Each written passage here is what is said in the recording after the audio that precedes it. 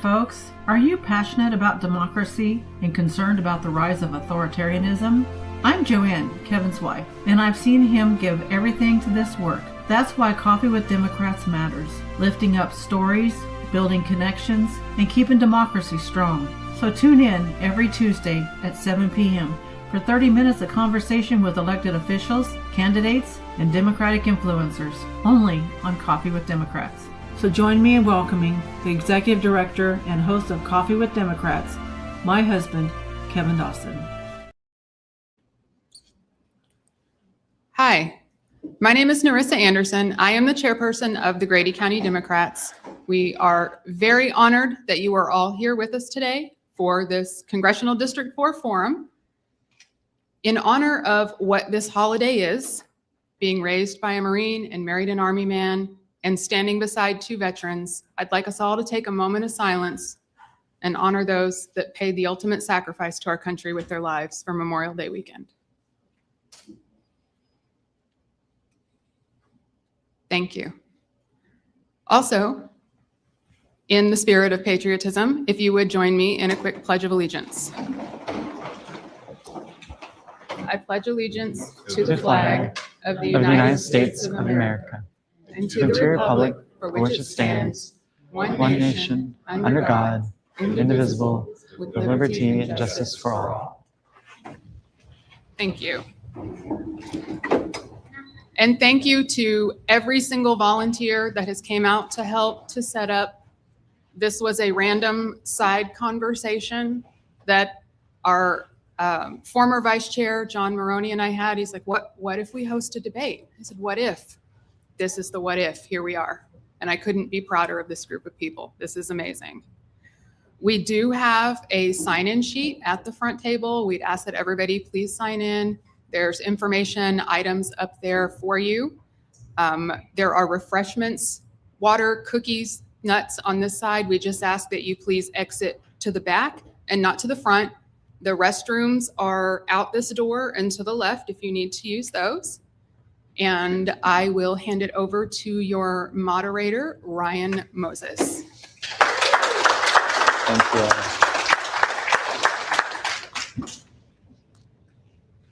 Hello, everyone. Thank you. First off, I want to say thank you so much to everyone who showed up today.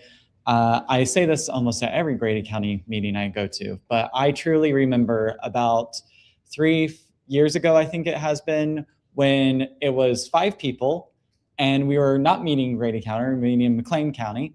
And it has now grown into this amazing group of people who care so much about the community, who care so much about showing up for their neighbors, and who care about leaving this place just a little bit better than we found it. So truly, I want to say, please give yourselves a round of applause for coming here today.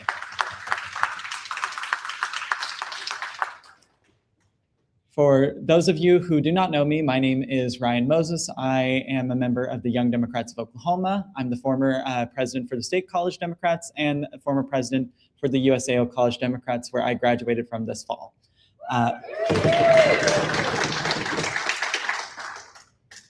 Now, that's enough about me. I'm going to talk a little bit about the forum structure. Hey, we're all Democrats here. So I want to start off with my first thing is we have note cards available. Narissa, where are those note cards for people to write questions? They're back here at the back. If you would like a note card, just raise your hand and somebody will bring you a note card and you can write your question. And I also want to say, in that spirit, please keep your questions respectful. Like I said, we are all Democrats here. We are all on the same side, and that side is against Tom Cole. Yes. And if anyone asks a question that I don't think is nice, I'm not going to ask that question. Just going to be honest with you. And then also for both of the candidates, so you all will get 3 minutes to respond to a question. Some questions will be for both of you. Some questions will be for one candidate, but we will allow 3 minutes of response for the other candidate to give their perspective. And then Narissa in the back there has placards with times. So Narissa, if you could show those, you have spoken for 2 minutes and then 2 minutes and 30 seconds. So please wrap it up. And then 3 minutes is you need to figure out what your next sentence is and wrap it up from there. So in that spirit of things, also, both of you can come up to this podium to speak. And then if there's no more questions, I'm going to get started with the first question. Okay, awesome. So first question I have for both of you, and whoever feels so inclined can come answer this first, is in the spirit of recognizing our nation's founding and the fact that many of those of us who are here today were not the first ones to occupy the land that is now Oklahoma. Chickasha actually was going to be part of the Native American state of Sequoia and sits on land that is still the Chickasha Nation Reservation. And Congressional District 4 is home to 11 sovereign Native American nations. And as an enrolled citizen of the Choctaw Nation myself, I want to ask both of you, as Congressional District 4's next congressman, what will you do to advocate for the district's tribal citizens and also to better the relationship between the tribes and the federal government? So that can go to whichever you first. I'm going to walk carefully so I don't slip. And I apologize, I am going to move this so it's low here. So at the risk of wasting some of my very valuable time here, I do want to echo the thanks for the county party, for Narissa, and for the team. Having been to many things like this does not just happen. It takes a ton of work. So thank you for doing this. It matters a bunch.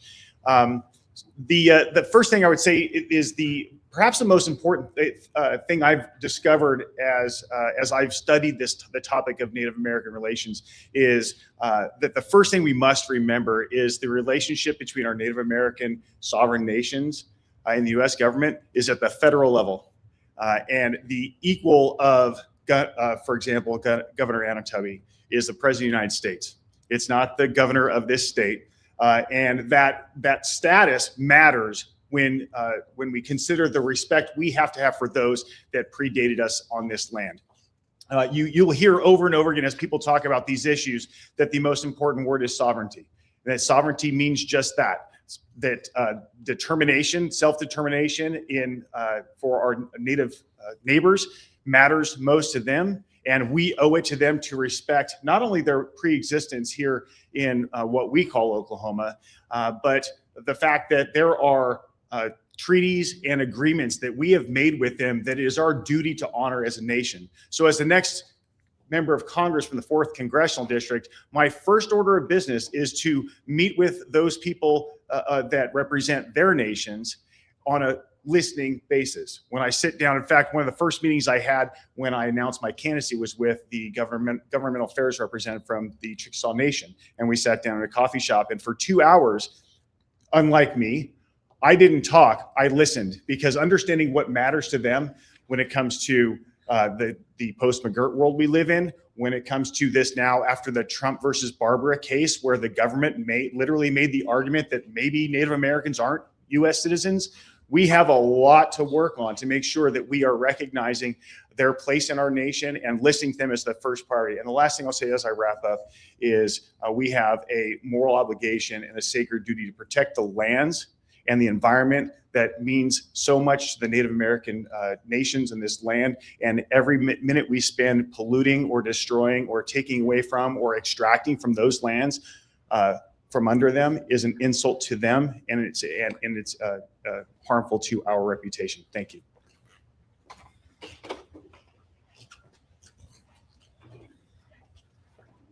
Thank you all for being here. My name is Mitchell Jacob, and it is truly an honor to be in front of you.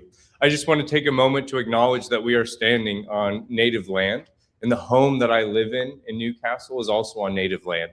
At the end of the day, what I believe is that we are stewards of this land because these nations engaged in good faith with the United States in creating the treaties that define the limits of the reservations and where they call home.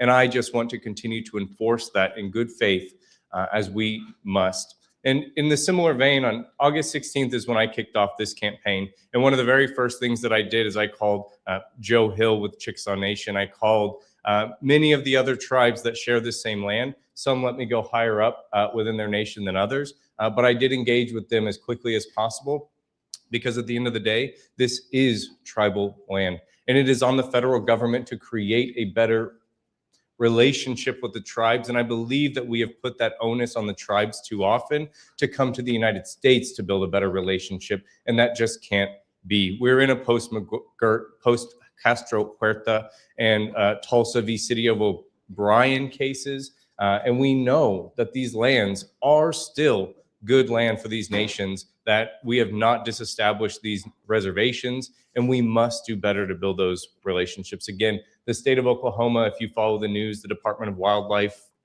and Conservation, I forget the exact acronym, is trying to prosecute tribal members on tribal land for hunting and fishing, which is their absolute right to do on their reservation. And the state of Oklahoma is violating these treaties on a regular basis and trying to fine, ticket, and arrest tribal members just enjoying the activities that they're entitled to on their own reservation. And quite frankly, it must end. We must do better. We must respect the rights of all who live here, including the tribes. Thank you.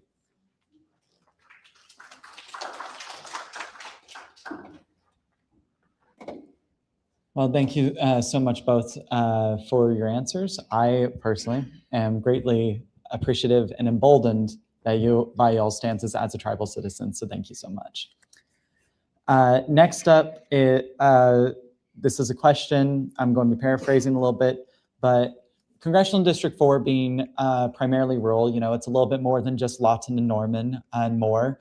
Granted, as a resident of Cleveland County, we sometimes forget that.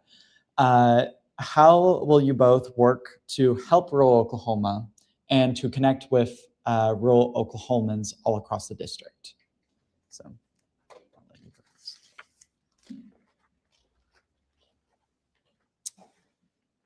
I think that this can happen in a variety of different ways. Excuse me. So number one, for those of you who are not familiar, CD4 is comprised of 14 counties. 13 of those are wholly encompassed within the district, and the 14th is Oklahoma County, just a sliver of it to go up to Tinker. And that does leave a vast swath of this district that is rural. And we can go about addressing them in the general election through a variety of manners. We can go to feed stores on Saturdays and sit with the members of this community who are going to be there buying feed, hail, repairing their equipment, whatever it is that they're going to be doing. I have been knocking doors in Marietta and Pauls Valley and smaller cities throughout this district. It would take a long time to rack my brain for all the places I've been, but we just go to those communities and we meet the same people that we are going to ask for a vote, because too often it is true that politicians spend their time in the larger cities with the larger population centers and ignore the rest of the district that they are trying to represent. And I have been into these same places. We have knocked doors in over 11 counties on this campaign at this point, and that means that there are only 3 more counties to knock doors in before we've been in each and every one of them. And we're going to continue to build that momentum, continue to get out into these counties and communities so that we can meet each of our neighbors, whether they live in Elgin or Lawton or Norman or any other place within this district.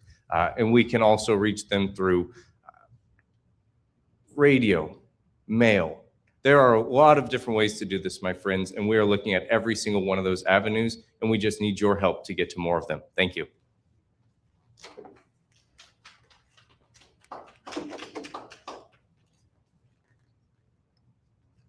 In an answer to this question, I'm going to focus not on the campaign, although it's an important part of this, as Mitchell just alluded to. I think it's a really important to look forward beyond the campaign all the way to January 3rd, 2027 and beyond. The truth is, many people in Oklahoma have been ignored by both political parties. The Democrats have been guilty of this as well. And when campaigning, it's sometimes excusable, perhaps, to focus on where the people are. Our rural counties along the Red River, 8 people per square mile. If you're doing campaign math, it's hard to justify going down there. It's smart for people to do that because it shows good faith. But after you win the election, you have to go back and be there. And you have to go back there and not there to ask them for something. When you're campaigning, you're asking for a vote, you're asking for trust. When you are in office, you're going down there asking them what they need, and understanding what the needs are of our rural Oklahoma neighbors is critical. And when we win in November, the blue wave that will hopefully envelop Oklahoma as well, when we do that, we will be making a massive mistake and repeating the mistakes of Republicans by going to office and then forgetting about the people who did not vote for us. Because rural Oklahoma trends heavily Republican. I predict when we tally up the votes, those most rural counties are not going to be hotbeds of support for Jeff Pixley or Mitchell Jacob in November. But they are places where our neighbors live, people that we are tasked with as public servants to represent, to look them in the eye, even if they're Republicans, even if they're angry that we are in office, we still have to ask them, what can I do for you? I've never been a farmer, rancher, cattle producer, or an oil and natural gas person. But what I am is someone who will listen and ask people what matters most to you. Is it gas prices? Is it feed prices? Is it corporate consolidation that takes all of your profits and moves them up the chain and keeps you on the ragged edge of survival, making you wonder whether you're going to pass your farm on to your children when you can no longer work? That's the work of a real representative, someone who is actually listening and doesn't only seek out Democrats when they are in office. They're seeking out every person, because we will be great in how well we take care of the whole district, not on whether or not we are reelected. Thank you.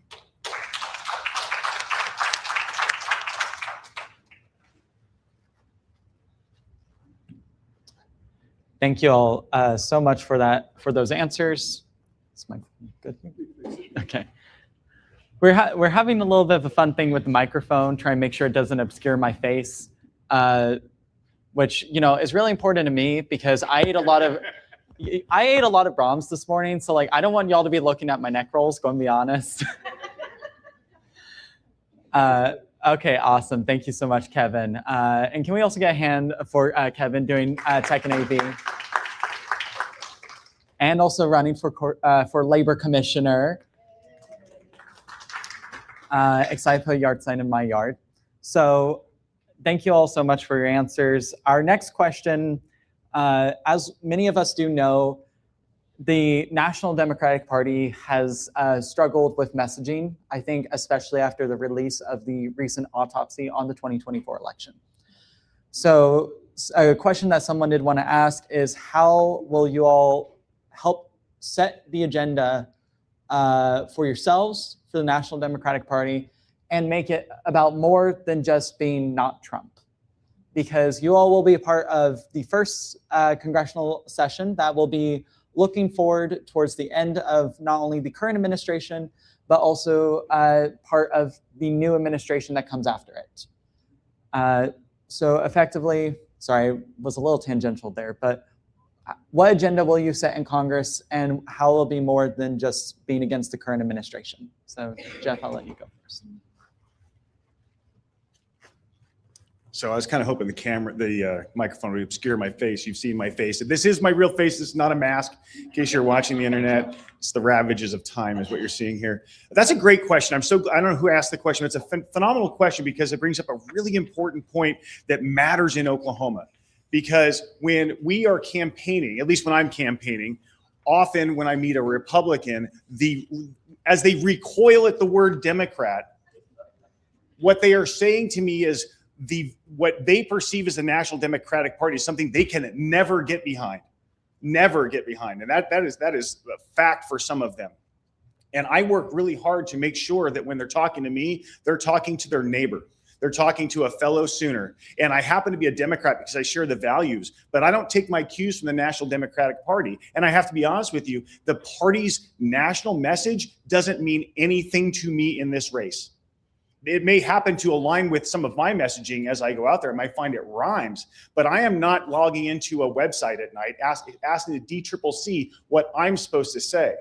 What I'm doing on this campaign, and what I will do once I take office, is asking the people of Oklahoma, how can I serve you? To the extent we have a messaging problem, I think the messaging problem is that who we work for has been flipped in our country. And this isn't unique to Democrats. I think across the country, our politicians are working for the wrong people. We have to get money out of politics because there are people out there who are only in office because someone wrote them millions of dollars in checks. And the only way we're going to get past the current cynicism that undergirds that kind of how they despise us is to over and over again prove that we are here for them. It's not about taking some winning message that's been poll tested by experts. I have to admit, and I'm sorry, Justin, my campaign manager's in the room. He's not guilty of this, but I think broadly political parties have bastardized public service into this science of getting 50% plus one. I don't want to go into a room somewhere and have someone craft the perfect message for me that ticks all the right boxes so when I can walk in a room and be sure to walk out with exactly enough to win and not any more. That's a broken way of service. That's not how I was raised in the military. My job was to serve my troops, to take care of my people and get the mission accomplished. I think if more politicians approach politics that way, we could dispense with this, what is the national message question, and say, what is Oklahoma CD4's message? Thank you.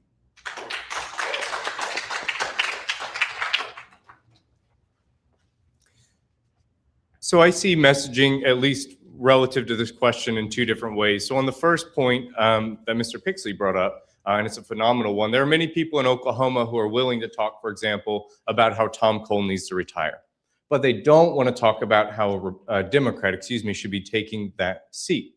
And so to that, I say, share with your MAGA friends, family, colleagues, coworkers, anyone who will listen, retiretom.com.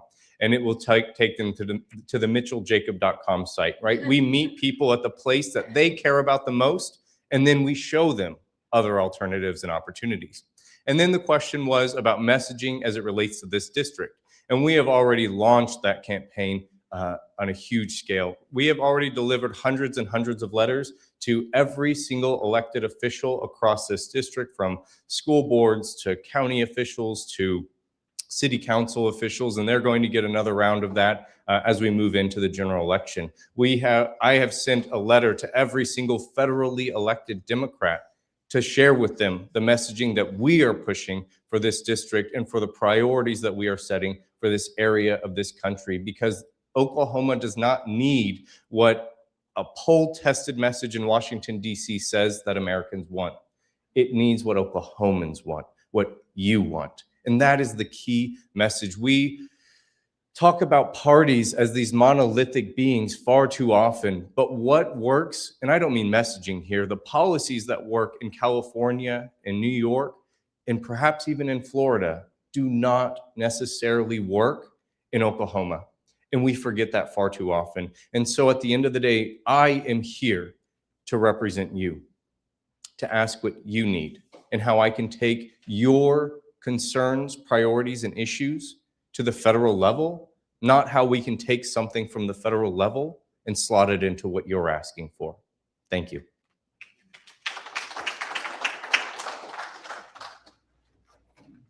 I ask we pause for me to drink real quick. Sponsored by Brahms. Kevin, I'm just going to volunteer. If there is a corporate executive for Brahms watching your stream, we are open to sponsorships. At least it would be a local chain, and it's Oklahoma founded. So there we go. That's our values. Next question I have for both of you is, the question does ask, how does your education background prepare you to create laws for our country? I want to expand it to, how does your background prepare you to make laws for this country? Because I think everyone's path through education is not necessarily linear. And I know both of you have done a tremendous amount of things in your lives that are probably outside the scope of what a lot of people expect from our lawmakers. So Mitchell, have you answer question first? Speaking of non-linear education paths, my friends, I, in 2011, dropped out of college because I could not afford the private school, the private university that I had the pleasure to attend, and they refused to release my transcripts because I owed them money. And so I restarted my college journey in 2013, and I earned an associate's degree. I earned a second associate's degree in 2019, 6 weeks before I deployed with the United States Army. I earned my bachelor's degree, and then when I got out of the Army in 2005, so last May, I earned my Juris Doctor, and I'm an attorney today. So that is a an example of a nonlinear path if I've ever seen one. And at the end of the day, I think that there are many ways that it is preparing me to represent you in Washington, D.C. Number one, I am a public defender. That's what I do 9 to 5. And I spend my days in courtrooms going against the state of Oklahoma, going against the Attorney General's office, going against the District Attorney's office. And I do not back down. And I fight, and I'm a zealous advocate on behalf of my clients, because regardless of what the state alleges that they do or have done, they have a constitutional right against, you name it, right? Self-incrimination, unreasonable searches and seizures, and I do not back down from a fight just because they have more money than me, Tom Cole, and just because they have been doing this longer. And beyond that, I argue on a regular basis in front of a variety of panels, tribunals, whatever you want to name it. And so I'm ready to go into a hearing and make sure that what is best for this district is put out into the record so that we can preserve the issues that are important to us.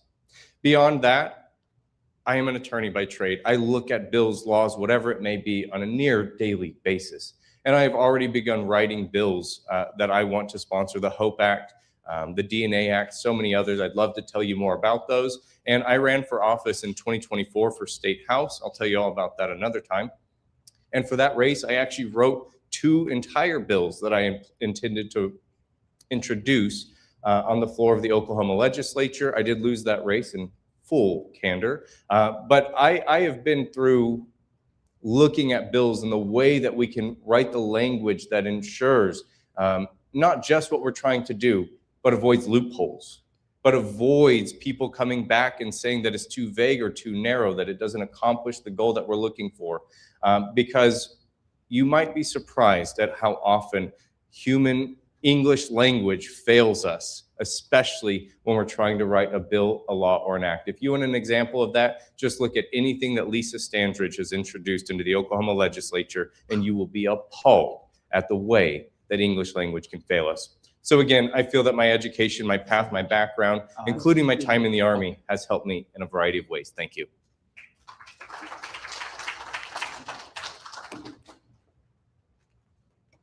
I'm going to go in reverse order for my education because I think the most important element is the earliest one. But I'll throw out there, since it's in my bio, the Air Force selected me to attend National Defense University's Eisenhower School, which is where they take senior officers and make them experts in the defense industrial base. So my education was about making sure I knew how to mobilize our economy and our industrial base to take care of our nation and arm our warfighters in a time of conflict, with a focus on space and counter space operations, and with my minor in ethics. I think those, especially for CD4, matter, given our aerospace industry, Tinker Air Force Base, Fort Sill, Oklahoma. Those certainly matter, and those are applicable. So walking in the door with that expertise from right across the river, actually that's not true. Fort McNair is on the same side of the river, literally walking distance from where I went to school and the Capitol building where I'm going to work. That matters. Before that, I got an MBA, which was, I really did that as a check a box so I could get promoted in the Air Force, if I'm being frank with you. I went to OU and got a sociology degree, which comes in handy all the time as I learned how to interact with people and how people work together to solve hard problems. But the most important part of my education was my high school and younger public education when I was growing up. And I know there are teachers in the room, and as a product of public schools, I would be remiss if I didn't acknowledge the public school teachers who made me who I am and who let me advance, even though sometimes I might not have merited the pats on the head I got. I stumbled across, in my keepsakes box after I retired, I found my transcripts from high school. And I was appalled at my 9th grade grades. And this is not an exaggeration. The only reason I think I did not get all Fs in 9th grade, the second semester, is because they needed 2 for my first name. The rest, it was awful. And I don't say that to brag on being an underachiever academically. The message I'd give that I want to offer on that is, it doesn't matter where you are academically on your report card. What matters is the faith that your leaders and teachers and family members and mentors put in you, and the opportunities they give you. And they give you more than you think you can handle. And kids always rise to the challenge when you give them, when you set the bar high, and over our country sets the bar low. And I think we would do better if we asked a lot more of our kids and showed them what they were capable of. How is that going to help me write laws? Well, probably my ninth grade report card is not going to help me write laws. But what I do know from my 35 years in the United States Air Force is that laws are written through collaboration and teamwork. Getting in a room together and picking apart a problem and understanding each one of its elements, individual elements, and finding a way to package something together that solves the problem for, in the government world, hopefully at the lowest cost or with the highest payoff. 35 years of experience doing that in operational missions will come in handy in DC. Thank you.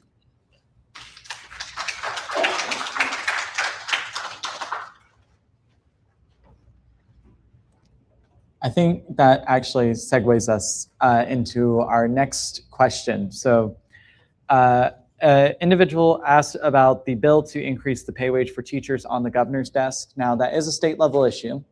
And a little bit of the question kind of more pertains to state level issues, as state legislators are the ones who decide teacher pay raises in Oklahoma and special education support staff. However, in the spirit of the question, I would like to ask you both, is there a method in which you believe that Congress can help support education here in Oklahoma, specifically special education programs, which do fall under the Department of Education and the federal jurisdiction when it does come to education? So I'll give it to Jeff first.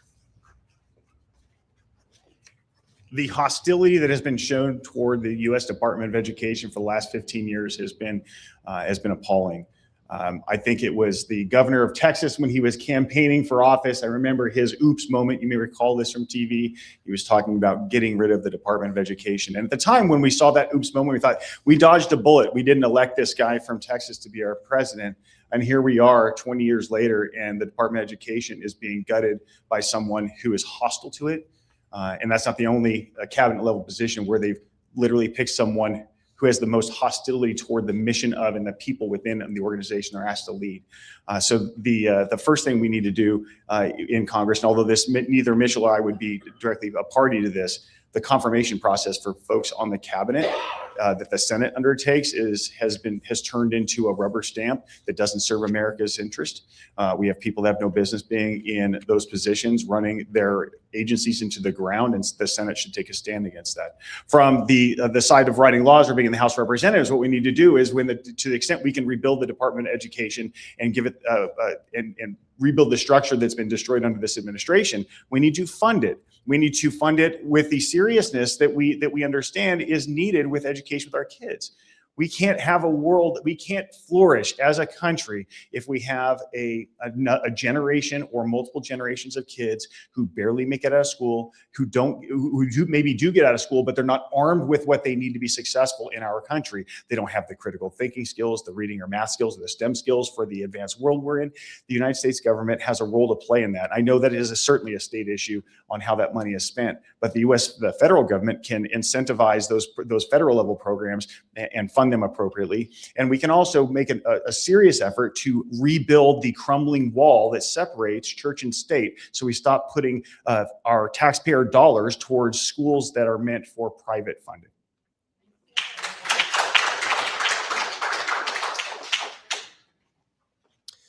The third plank of my campaign from day one has been to finally treat education like the investment that it is, and stop treating it like an expense, because we are never going to cut our way to better outcomes in this country.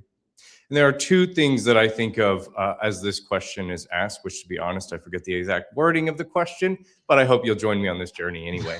If the federal government were to pass a bill right now to for example, say all teacher rates must be frozen across the states, and on top of whatever you pay your teachers, the United States federal government is going to pay $20,000 per teacher per year to help them be paid what they are entitled to. There are 3.5 million teachers in the United States right now. That would mean that it would cost us $70 billion per year. That's a big number, I'll give you that. But what did we do last summer? We appropriated $75 billion to ICE, to Immigrations and Customs Enforcement, without doing anything to solve the immigration issue. We do not have a funding problem in the United States of America. We have a priority problem in the United States of America. And my priority is with education, with the children, with the teachers who are making those dreams come true every single day. And we must work harder and do better to improve the outcomes. The other thing that I think of on education is often we start talking about ourselves ranked relative to other states. We talk about the Mississippi Miracle and how I believe it's New Hampshire is ranked #1 in the country. And those are important things to know. But I believe that it misses the larger picture, which is that the United States of America has been falling in global education rankings year over year for a long time. And while we sit and compare ourselves to other states, we are losing ground overall. And so what I want us to do is focus on making the United States #1 in the world again in education. That way, even if you live in a 50 out of 50 state, your child is still receiving the world-class education that they deserve and are entitled to. And that will take critical investments in our teachers, in our infrastructure, in our curriculum, and in the pay that we are paying to those who answer the call, even when it's difficult and even when they're under crushing debt from an education system that has failed them and still choose to go work in a public school. Thank you.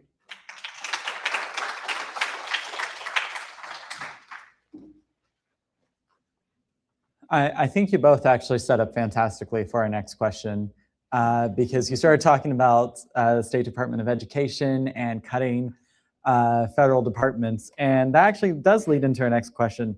Will there be any way to correct all that the Department of Government Efficiency, otherwise known as DOGE, messed up? So who wants to tackle that one first?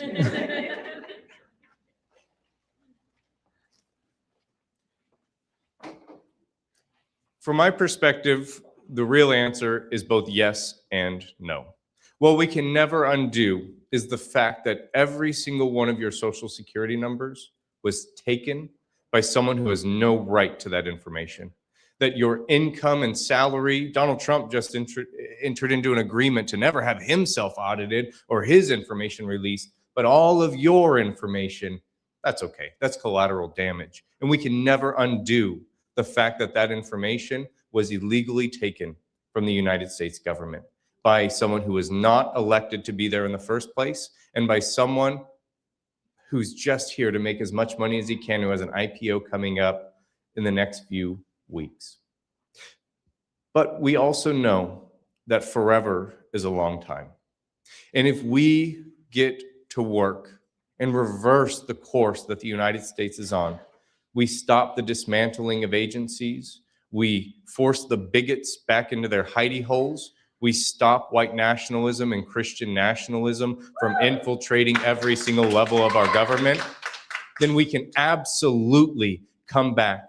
We can enter a real golden age for this country, and we can move forward with respect, with dignity, with a thriving economy.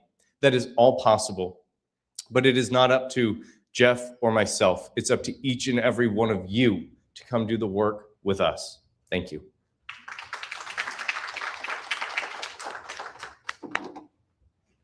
For an awfully long time in our country, there have been folks on the other side of the aisle who've pointed at all levels of government and said government is bad. Government doesn't work and government harms us. And when the president took office a second time and established that ridiculous DOGE effort, what they did was they made sure that that became a reality by destroying things that had no business being touched. And I think Mitchell's 100% correct. We will probably never recover from some of that.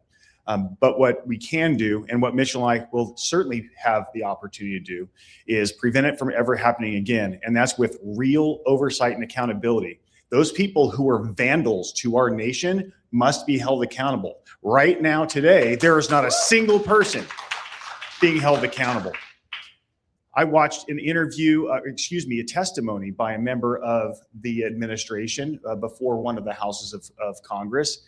And the specific issue of the Social Security numbers being stolen came up. And what did that government official that is being paid by you and me with our tax dollars do? They opened up their folder, their burn book, and started hurling insults at the person asking the question. When I get to Congress, there is a 0% chance we will stand for that. We will hold them accountable. We will hold them in contempt. We will haul them into prison. And we're going to make sure that every penny of ill-gotten gains by the crooks and criminals that have infiltrated our government are clawed back and given back to the American people. And we will disincentivize that kind of behavior for future generations. And we cannot expect them to stop doing it unless we slap their hands hard. And we need to come off the top rope when it comes to accountability. And I can promise you on January 3rd of 2027, the Congress that we're in is coming for them. We're going to hold them accountable.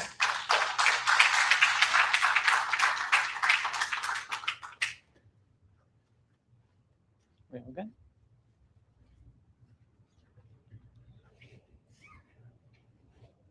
Thank you all both so much. And I wanted to add in, growing up in Oklahoma, I always heard the Reagan quote, like the scariest words are, I am from the government and I'm here to help. To me, the scariest words are, I work full time and I can't afford groceries and rent.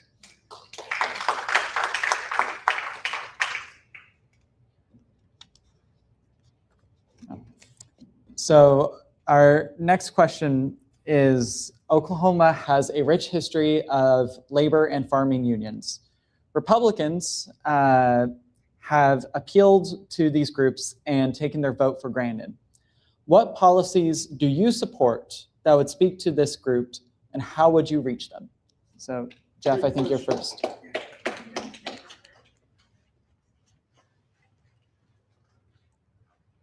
The attacks on organized labor in this state are continuing right now. I stood on the picket lines with members of a union in Oklahoma City within weeks of me retiring because I was finally allowed to be a part of a political activity, and I was proud to do it. I've never been a member of a union, having been a military person for 35 years. I didn't get a chance to stand with my brothers and sisters on a picket line or to support those that were with some kind of mutual aid. But what I did do was fly aircraft and operate machinery that was built by strong union hands. And I also watched my family and my kids and my friends outside in the civilian world enjoy things like workers' compensation, a 40-hour work week, and all the other things that the union efforts over the decades have brought for us. The right to work approach in our state is an atrocity. I'm against right to work efforts, and I know that they're scared because the minute I filed, my PO box in Norman began being flooded with surveys from people who are desperate to make sure that people like me who are pro-union don't get elected, sending me surveys with loaded questions, threatening me if I didn't send it back in time that they would give me an F on their little grade sheet, I laugh as I ignore them because I know that they're scared. They're scared of what's getting ready to happen in this country. Unions built this country. Unions protect our workers. Unions keep us safe. Unions will always keep us safe. And good government and good people in positions to show what's right are essential to that. But the truth is there are a bunch of people who benefit from, in our current model, they benefit from unions, but they don't participate in unions. There are people, in fact, I read a survey that really blew me away, and I was really surprised to read this. There are people who are members of unions who now, when asked whether union membership should become return to the world where a union shop is a union shop and you are expected to be a member, the dues-paying member of the union, they said no, that shouldn't be the case. And I think that the term for that is ladder pullers. That's someone who's enjoying the protections and is pulling the ladder up behind them. We can't have that. Nobody's going to enter the workforce and risk their lives on an assembly line if they don't think they're going to be taken care of and protected. And when I say taken and protected, I'm not just talking about their safety on the line. I'm talking about their families' income, their ability to negotiate for fair wages and not be taken advantage of. Our country, every day that goes by, the difference between the wealthy and the impoverished is growing, and anti-union efforts are at least partially responsible for that. We have to tackle that issue.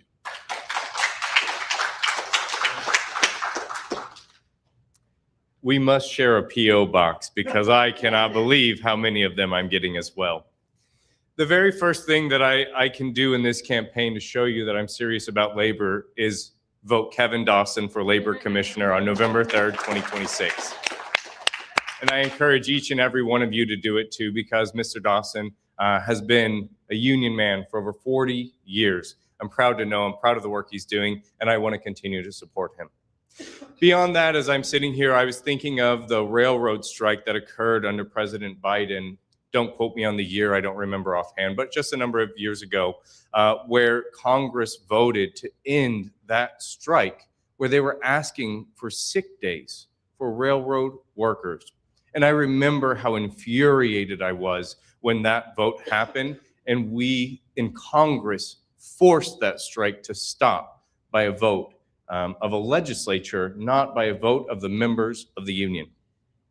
And the one thing I can say to you today is that I would have absolutely voted no on that resolution. Because at the end of the day, your safety on the job site, the sick days that you receive are not a political question. They are a human question. And we need to get politics out of that sort of dispute. Would it have caused economic harm to allow that strike to go forward? Absolutely. But why are we in Iran if we're worried about economic harm from our actions? And on top of that, we are seeing active efforts to repeal the strength and authority of the NLRB, the National Labor Relations Board, the federal entity that deals with unions and strikes and membership and calls fouls and strikes for those who want to unionize in their shops. It's time to beef that up. It's time to ramp up those protections. And it would be one thing if we were having this conversation if OSHA were actually funded correctly to go forward into workplaces and ensure that people are safe. But since we're also gutting that agency actively, then what's left is unions, where you get the right to organize amongst yourselves to ensure that the conditions under which you work are safe for you to work in. And while we live in the country that we live in right now, I will always be a firm and staunch supporter of organized labor, the NLRB, and beefing up OSHA protections for all Americans, regardless of industry.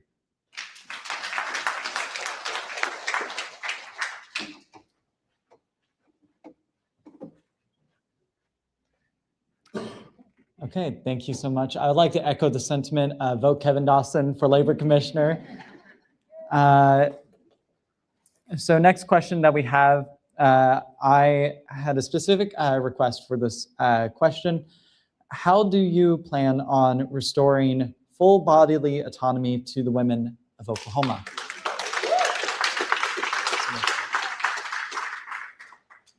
We enshrine Roe v. Wade as law. It strikes me that the way that we got here was by the Supreme Court. And what I have learned over the last few years is that we should not be relying upon the Supreme Court for the things that we consider to be important to us. We absolutely need the Supreme Court as a backstop to constitutional wrongs, spats between political bodies, whatever the case may be. But when it comes to the rights that you and I should be enjoying in our lives, then just write it into law. And Congress absolutely has the ability to enshrine Roe v. Wade as good law in this country. We could do a constitutional convention to enshrine it in our constitution, like Kansas and so many other states are doing to their state constitution. But we absolutely have the right to do it. And clearly, this Congress does not have an appetite for treating each of you in this room equal to one another. And instead, we're creating a system where apparently, for some reason that makes no sense to me, men are somehow superior to women, and that must end. And I pledge to vote in a way that gives you the autonomy that you need to make medical decisions that are right for you, for your family, to make the decisions that allow you to be safe at home at night. And whatever you and your doctor come to an agreement on, that's what needs to be. And the government needs to get out of those conversations.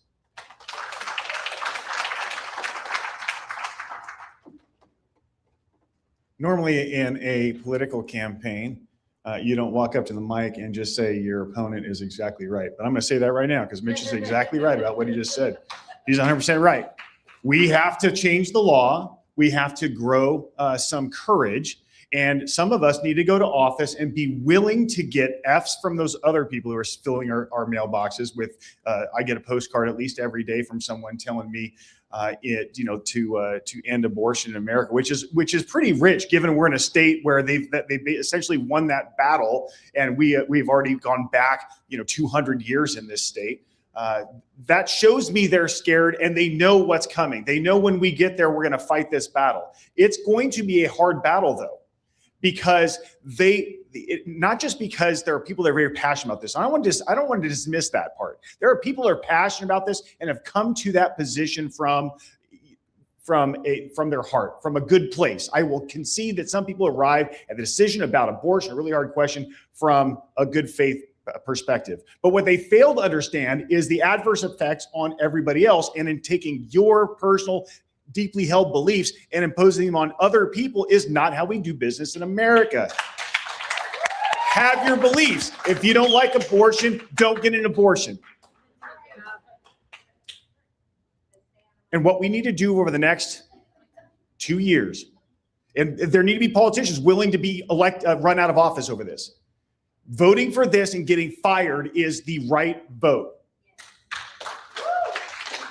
There will be casualties along the way, but the most important casualties we are facing right now, and this is where we need to shine the spotlight, turn these studio lights to the women that are being adversely impacted right now, because these people that write me postcards are fooling themselves and think there aren't abortions happening in Oklahoma right now. They are happening in Oklahoma right now. They're dangerous, back alley, and life-risking abortions. There are also women right now who need medical care because of a complication from their pregnancy, and they're not getting it. Either they're dying in a parking lot or almost dying, or if they happen to be wealthy, they jump on their family helicopter and fly to another state and get the care they need. It's a disgusting turn of events in our country.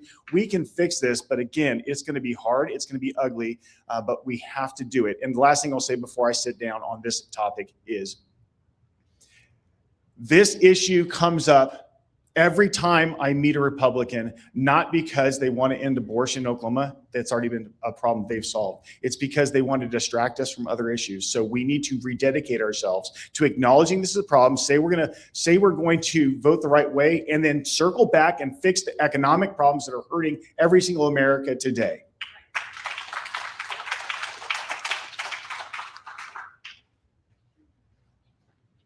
Thank you both so much. And I do want to take a second to recognize the women in the room, because when I look around the room, I see a number of women who have been mentor figures to me, who have been wonderful people who have helped me with the USAO College Democrats, with Young Democrats, with just honestly listening to me being like, oh my God, organizing young people's hard. So thank you so much to those women. And it also reinforces my long-held belief that the base of the Oklahoma Democratic Party is and always will be women. So thank you.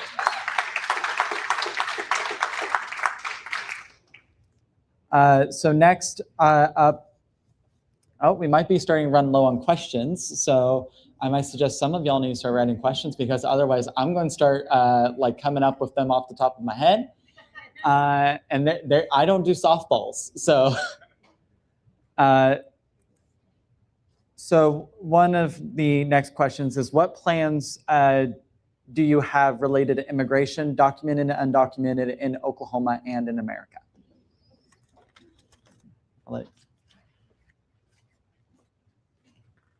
Just yesterday, the President of the United States announced a new, even worse policy than the last terrible policy, stating that those seeking green cards will now have to leave the United States and submit the applications from outside of our borders. Crazy. Perfectly put. It's crazy. And it proves that this was never about following the rules. Rewind 20 years, you people, I just want them to follow the rules. I came here legally, they should come here legally too. Okay, that sounded normal now. Now that we have a point where we have a enforcement mechanism that Mitch mentioned, that's out there murdering American citizens, mass deporting people, imprisoning American citizens without due process, holding them without cause. Now that they've got that going and apparently being applauded by 30% of our country, they've decided that people who are following all the rules are worthy targets as well. The fact is, with every passing day, it's clear to me this was never about jobs. This was never about our economy. This was never about following the rules. Our immigration crackdown and approach by this administration is rank racism enacted into American policy. It is clearer to me every day. So what do we do about it? First of all, we have to acknowledge and proudly say across certainly on the left, but our friends and families on the right. And I have family members that are Republicans who have in their now married into families, those who came here from other countries. They know how dire this is. And like many of these issues with the economy, this terrible, idiotic excursion in Iran, it's now starting to hit them where it hurts. And unfortunately, some people who weren't raised right or don't have the same empathy that my mom issued me when I was a baby, it needs to hurt them before they feel it for someone else. Well, it's starting to hurt them. And if there's any upside to this, maybe it's that. But what we have to do is when we take Congress back, we have to ensure that ICE is shut down, that we can have a border. I'm okay with having a border. I'm not okay with due process being taken away. We can have enforcement. I'm not okay with violence against people that are doing nothing except standing there protesting. It is our right. We have an obligation to do this, and we have to remember this is a nation of immigrants. In fact, the very first question alludes to this. All of us that are non-Native Americans are newcomers to this land. Maybe we should look at our mirror before we tell somebody else they don't belong here.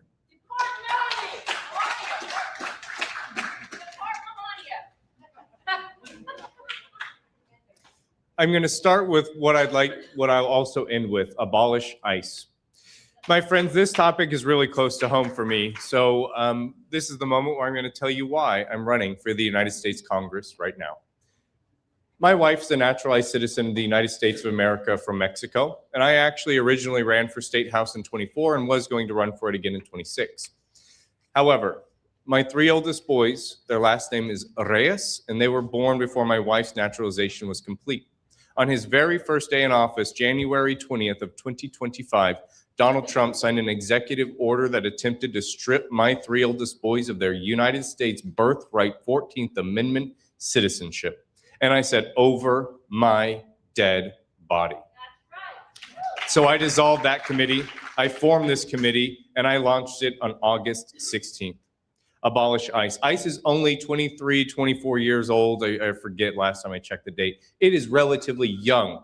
We already have the Department of Homeland Security, and within that, the Customs and Border Patrol. If the issue is jurisdiction, we expand the jurisdiction of Customs and Border Patrol, transfer operations to them, and we already have agencies that can take over for ICE. ICE has done too much damage. It needs to go. And let's talk about what ICE is doing. We appropriated $75 billion so that we could deploy masked cowards who are unaccountable and non-transparent to the American people, to the streets and cities of the United States. That must end immediately. This administration talks about deportation while building massive detention facilities. For whom are these being built if the point is deportation? So when we abolish ICE, what strikes me is that we did not appropriate $75 billion to INS, the Immigration and Naturalization Service. We did it to enforcement. Let's reappropriate the money. Let's hire more judges, build more courtrooms. Let's increase capacity, and let's get the average wait time for a green card residency or whatever else they're applying for down to under 18 months. Because the problem is not that people don't want to follow the system, it's that we have built a broken system on purpose so that we can politicize, criminalize, and target those who cannot abide and comply with it. Thank you.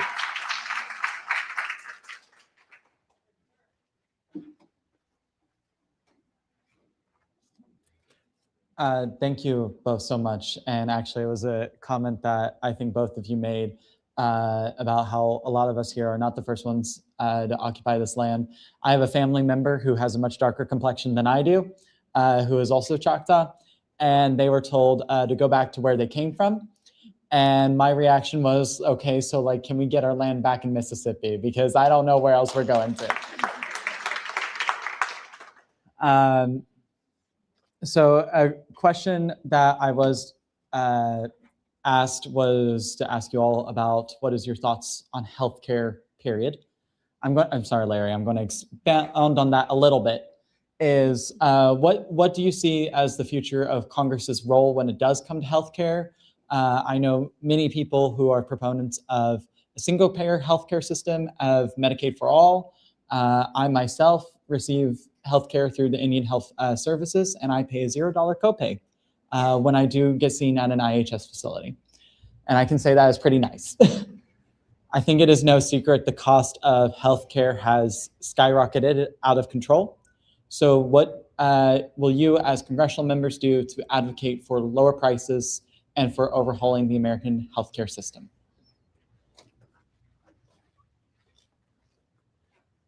So my first belief is Medicare for all. We already pay enough in this country to offset the cost of Medicare for all. And on top of what we pay in taxes, if we were to take each of your premiums, co-pays, all the different pay, I can't even keep up anymore, but all the different pays that they require you to pay, and we take everything that every American pays, we have well more than enough to ensure Medicare for all. I want to clarify something that I get asked on this topic. I am not saying to abolish private health insurance, rather to create Medicare for all so that everyone can have the basic life-saving care that they want. And if you want some executive level, someone meets you with a smoothie and cucumber water type of health insurance plan, you go purchase that with your money. That's perfectly fine. But Medicare for all to ensure that every single American gets the care that they need, are entitled to, because basic life-saving care is a human right. Now, while we work toward that, I have also been campaigning on the DNA Act, Doctors Not Accountants, and this is something that was probably hit someone in this room close to home. I want to introduce the DNA Act during my freshman term in Congress, which at its core will say that health insurance means risk. And health insurance has been highly successful in shifting all of that risk onto the premium payer. You're sick, you're good on your premiums, you're in a hospital room or bed, and doctor starts recommending treatment, and what happens? Insurance starts denying it. They start saying, no, too expensive, do this less expensive one first, and maybe we'll get there eventually. What an asinine program. That means that medical insurance companies are currently practicing medicine without a license, and it must end in the United States of America. The Doctors Not Accountants Act will simply say that if a doctor has recommended a course of treatment, then it is on the insurance company to pony up and pay for it, because the risk there is that you're good on your premium, which means that they must pay when the bill comes due. And I ask for your vote on June 16th and November 3rd so that we can introduce the Doctors Not Accountants Act, and then also pass Medicare for all when we build the coalition to get it across the finish line. Thank you.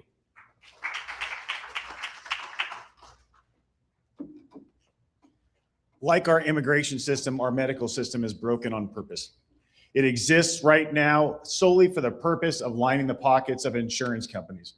Their business model is clear: collect premiums, deny care. That's it. Literally this morning, I was, as I do, checking social media to make sure I don't miss any world important events or new wars we're starting. I saw this heartbreaking video, and I'll try to describe it the best I can without getting emotional. It was hard to watch. It was looked like about a 12-month-old kid, a baby. Whatever age they're just learning to stand up and hold themselves against something. This kid was standing there with a diaper on and had medical equipment strapped to their chest as they were trying to hold on. It looked like a PICC line going into their chest. And the mom was off camera filming her son while she was on the phone with an insurance company, who was telling her all the steps she was going to have to take to do an appeal for a procedure to save her child's life. That is not a video that should ever have to be made in our country, ever. Never should a parent have to be on the phone with an insurance company defending a doctor's prescription or life-saving care. And it's not just for kids with cancer. Everybody in this room deserves health care, and it can be and ought to be free. Ryan already alluded to it. I lived through it. I spent 35 years in the United States Air Force and had free medical care that whole time. It never cost me a penny. It was phenomenal. And it wasn't a reward for my service. This is a really important thing for folks to understand. I think outside this room, people need to hear this. We don't give great medical care to military members because we want to thank them for their service. It's because we know that you cannot be a full member of your team. You can't participate in your job and do the mission if you are sick. You can't focus on it if your wife is sick, your kids are sick. That's true in the military, and it's true in the regular world. Our economy would explode in prosperity if American people had medical care. Absenteeism from work would go down.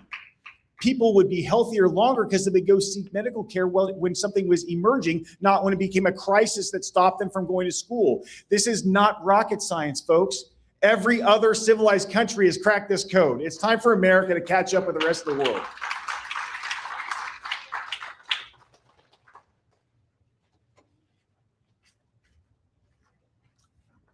Thank you all both so much. I would also like to provide a reminder to the audience that when you do write your questions, try to write it as legibly as possible.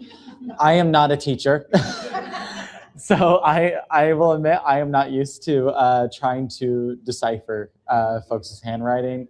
The best I can do is my partner is an engineer and writes, unfortunately, like a doctor.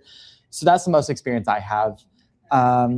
One of these questions I do think is very important, so I kind of moved it to the top of my stack, is what do you think about data centers and AI? I could be a little bit off the mark, but I think this was a recent issue here in Chickasha. So would love to hear y'all's thoughts.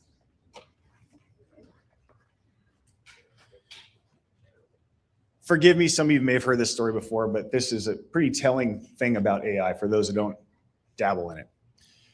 When I was a professor at the University of Oklahoma in my last job before I retired, my students had access to AI, so I thought I would try to understand it more. So using my access to the AI through the ChatGPT, I decided it'd be fun to, knowing I was about to retire and be entering the job market, I took my military biography and put it into the system. And then I asked the AI, using this biography as a starting point and anything you can find about me on the internet, please write my story for a civilian friendly biography.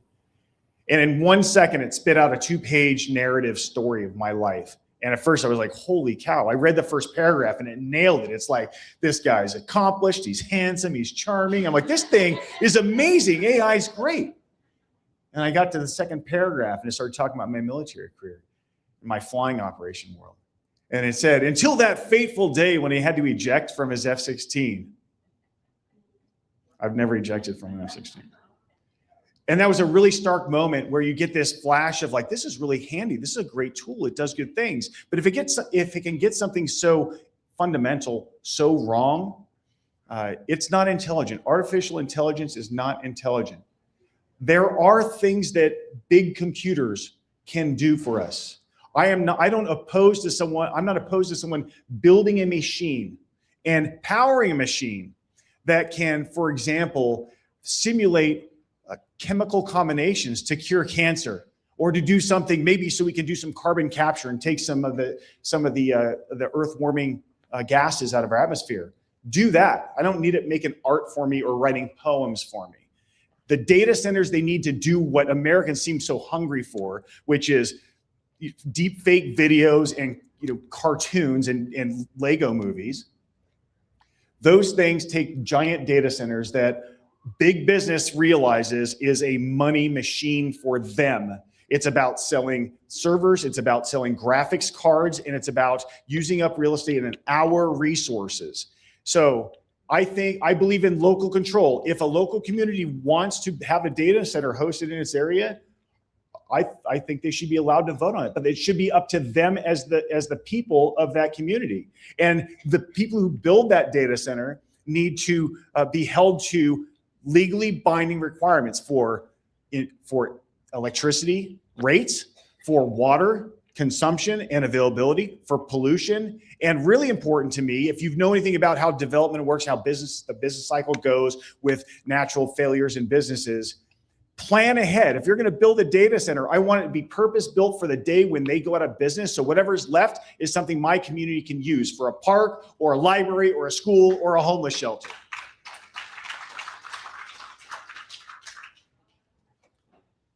We hear lots of bad things about AI, but I'd like to give you one good use of it that I did recently, because there are potential uses, and we'll get into my thoughts on AI more generally. So I was thinking about what my kids could do over the summer to just stay active in learning so that they don't regress over the summer break.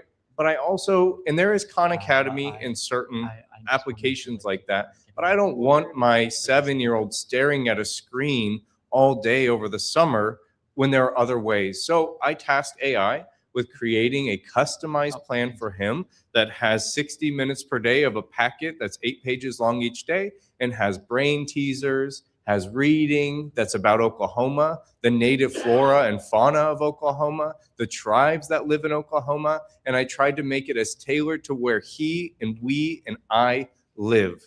And there are ways that we can use AI to improve our lives and actually get us offline, and we should embrace that. But that doesn't address the fundamental question of whether or not we should have AI.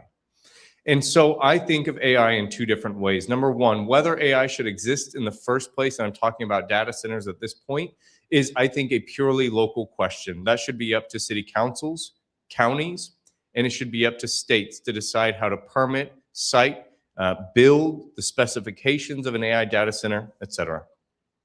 But the moment that data center is created or built, and it begins to hook up to electricity, that means it's now subject to the federal government's Federal Electric Regulatory Commission. Once it begins to consume water, it needs to be regulated by the EPA.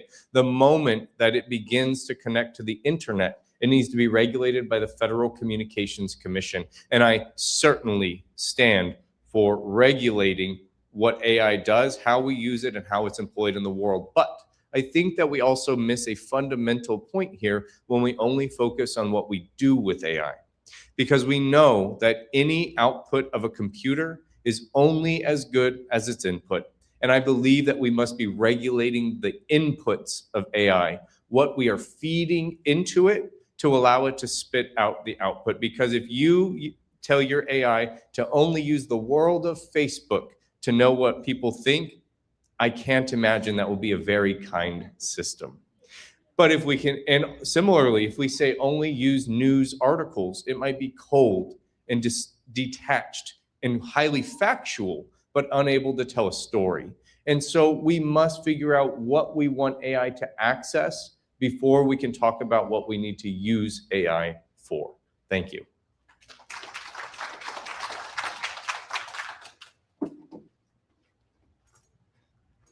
Okay, thank you both so much. One of our next questions that I got was, someone asked, as a Republican, how will you work to cross the aisle to fix our nation? And I want to say to the person who did ask this question, you have tremendous courage coming to a Democrat event in the first place. So thank you so much for doing that.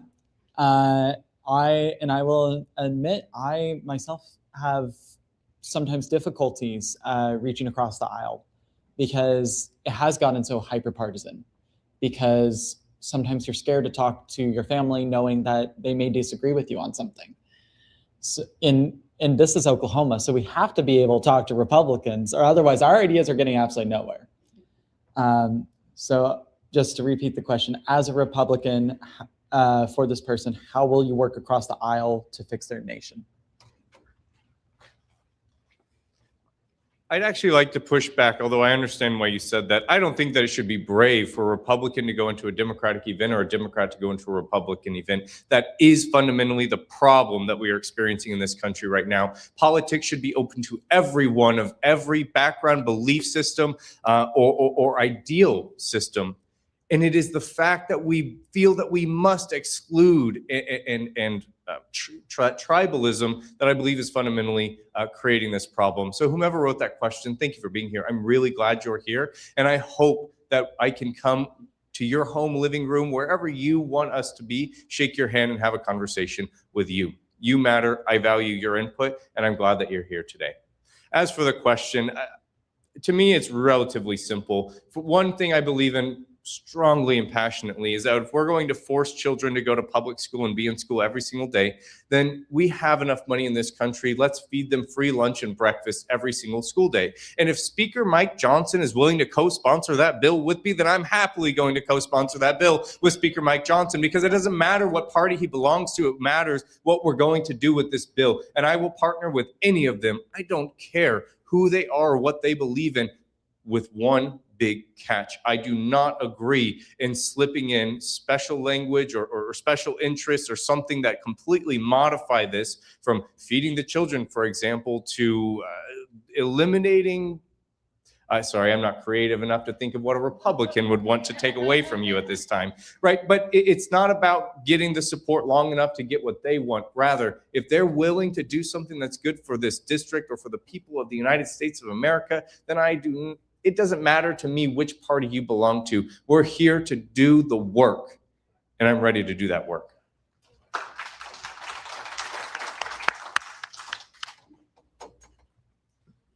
I alluded to this a little bit in one of my earlier answers, so I'll expand on it. So I thank you for the question. The idea that we go to Washington, and let's not fool ourselves, if Mitch or I are going to Washington, there's been a blue tsunami, right? If Oklahoma is caught up, there's been a blue tsunami. We would be making a terrible mistake if we went to Washington, D.C. and ignored our Republican and independent friends, our countrymen, people who have people to represent back home. And by excluding them from the conversation, we would be doing not only be following the mistakes they've made, but we honestly be repeating some of the mistakes we've made ourselves in the past. Our country needs to get past that. We have the technology, we have the relationship possibilities of getting in a room with someone and looking eye to eye and saying, how can we work together on something, is something we do in our regular lives every day. I don't know why it is something about getting a government job means that you have to be a jerk to the person who doesn't share your party affiliation. We need to eliminate that. And that begins here at home with conversations like this. It begins in Washington, D.C. by finding people who already have some shared value have. And I think one of my first efforts will be to find every veteran that's a Republican or an independent in Congress and go introduce myself personally, look them in the eye and say, I thank you for your service to our country. I guarantee there are things that you and I agree on right now. Let's get to work on those together. And I don't want to have the conversation about those other issues that we're never going to agree on and we can't get distracted on. If we have something we can work on together, let's do that now and build something and show the leadership that the rest of us have to do in our regular lives. How would you do at working at your place of work if every time you had an interaction with someone, you quizzed them on what their belief systems were before you engaged with them as a partner? You'd be fired immediately. You totally deserve it. The other thing we have to tackle, and I will encourage whoever our leader is when I get to the House, we need to build a rules package that does not punish the minority party. Give them a seat at the table, right? In fact, just yesterday was another video I saw on the internet of a Republican congressman who screamed into his microphone, angry at a bill that was on like this thick that he was being forced to vote on after getting no time to digest it and understand it for his constituents. Those rules are built by people who are trying to preserve their power. In Washington, D.C., it's meant to stop the reaching across the aisle. It's meant to stop coalition building, and that's because most people in Washington, D.C. right now, I'm sorry to report, I think you know this though, they're not there working for us. They're there working for their mega donors. They're working for the corporations and the dark money interests who put them there. There's no incentive for them to work together with people across the aisle. In fact, they'll be punished for it. We have to reverse that.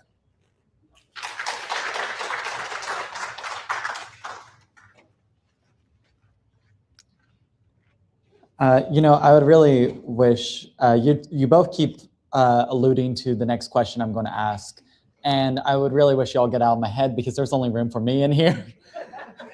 But we touched on veterans issues briefly, and the next question is: as a disabled veteran due to combat, what will you do to deliver the benefits we are due, clean up the VA system that constantly makes healthcare delayed and unattainable?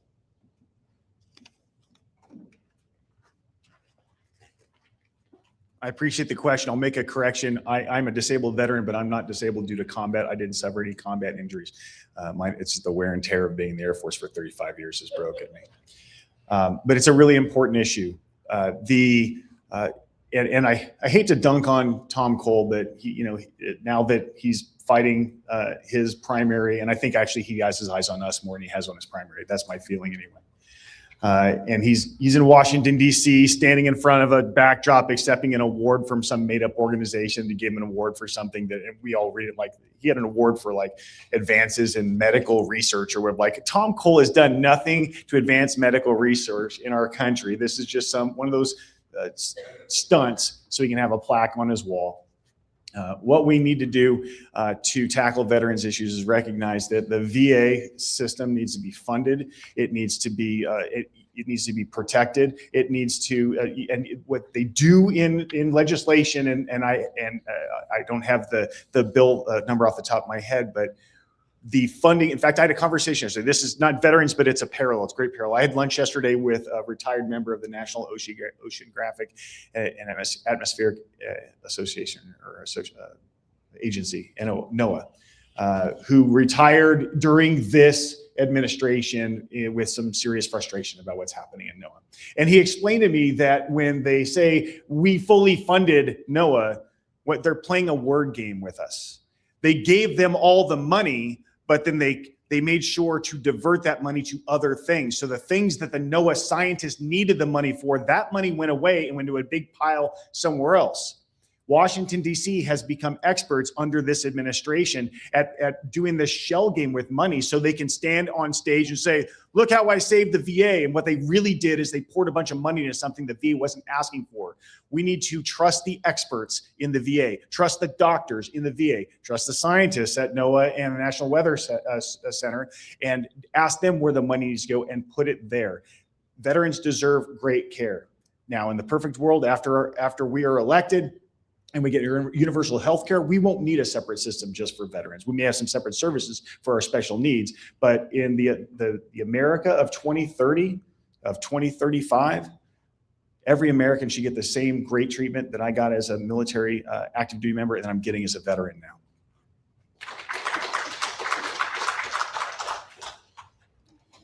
Three things on this topic. Number one, I do not support and will actively fight against the privatization of the Department of Veterans Affairs. The services, that our veterans receive, they must remain with the federal government because that is the entity whose only mission is to serve the veterans. And if we privatize that entity, that means that we will be making it for profit to take care of our veterans. And we know that when we privatize these institutions, that the care, the quality, and the customer service always suffer.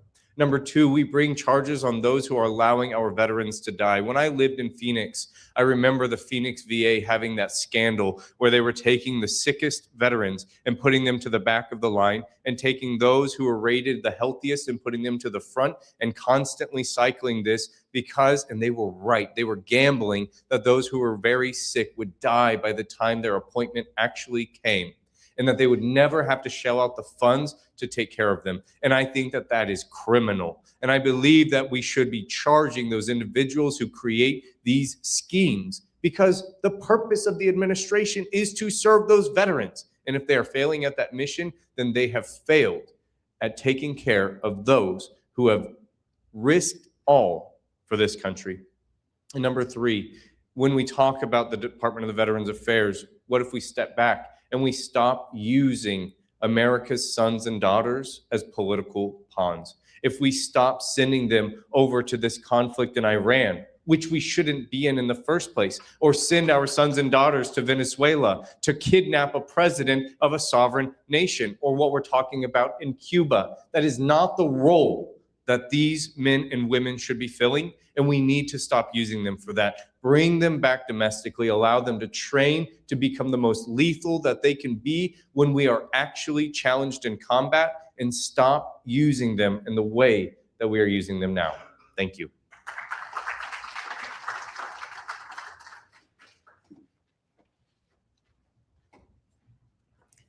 Okay, this next question, I'm sorry, I'm having a little bit of difficulty reading it, so I am going to paraphrase it the best I can. Will you repeal the Trump definition of nurses, physical therapists, and other healthcare professionals, etc., as unprofessional so they don't have to do all loans for these professions? So to elaborate a little bit on this, I believe this was a change to the State Department of Education that limited loan programs for graduate programs for nurses, physical therapists, and a lot of healthcare professionals, saying that they were not professional careers.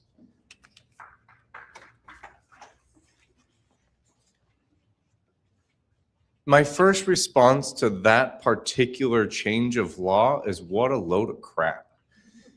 Those men and women who are filling these roles are absolutely professionals, and my hat is off to them for being in the hospitals, wherever they are. I forgot the whole list offhand, I'm sorry, but serving the people who need them in the most critical moment of their life. And if you are a nurse or a teacher in this room right now, thank you for what you do in investing back into the people who need you every single day. What I believe is that we are looking at this the wrong way. We must expand access to education for all, full stop. Education is the greatest equalizer of our time. And one way that we can do that is not only by allowing every single American to have access to the funding that they need to go to a public university, I believe, but also we should stop the commodification and the creating of a product of the American people. And one way that we can do that is by reducing the interest rate on every single federal student loan to 0% effective immediately.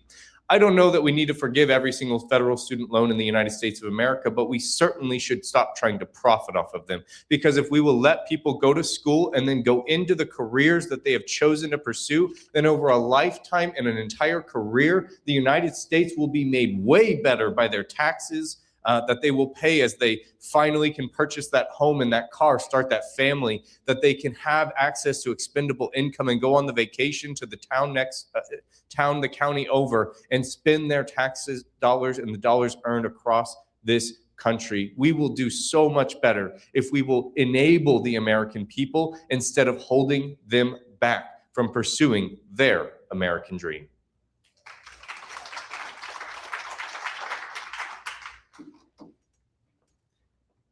That executive order, that change in policy seemed to me to be a target straight at women.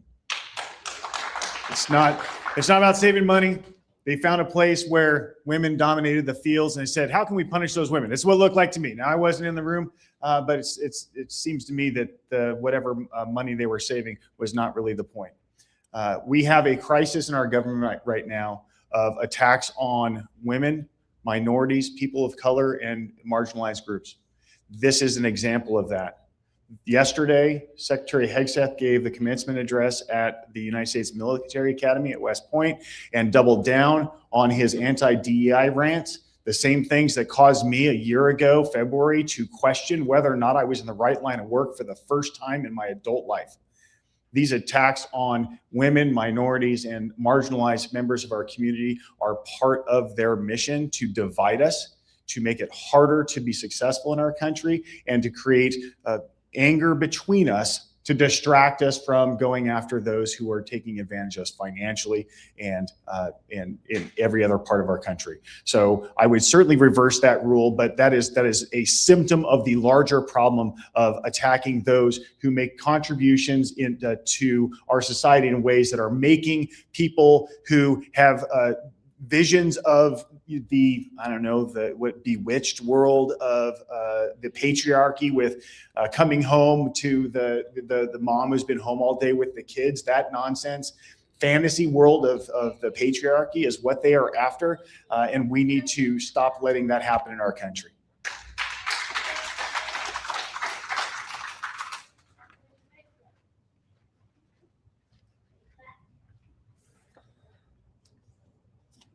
So for our next question,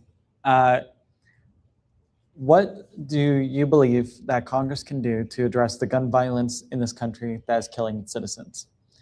This includes mass casualties, which unfortunately I think we have all become too aware of, seen on the news, seeing in our communities, and constantly having that fear that that could be our child. But also the daily murder and suicide rates have started to climb back up, specifically with gun violence. Would you support Brady bills, high magazine bans, assault weapon bans, or what do you believe that Congress can do to help tackle the problem of gun violence in this country?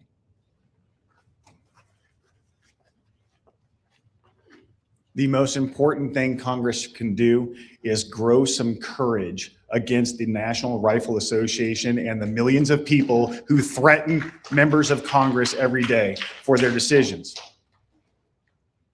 The gun issue is an important one. It is a cultural issue in many places in the country. I was raised by a police officer. I was surrounded by firearms in my house growing up. I loved shooting growing up. I made the decision as a parent to not have any firearms in my home because I did the research, I studied, and I knew that the chances of one of my children or one of their friends being killed by a firearm by accident, if I had one in my house, went up dramatically. It wasn't worth it, so I didn't have a firearm. The first time I owned a firearm, and I shot, at work, of course, with my job, and my airplane had a big old beautiful 20mm cannon that I loved shooting. But I never had a weapon in my home until last year when politicians in Minnesota were assassinated at their house. And for the first time in my life, I had to look my wife in the eye and say, is it time for me to go to the sporting goods store and arm up? And I made the decision to do that.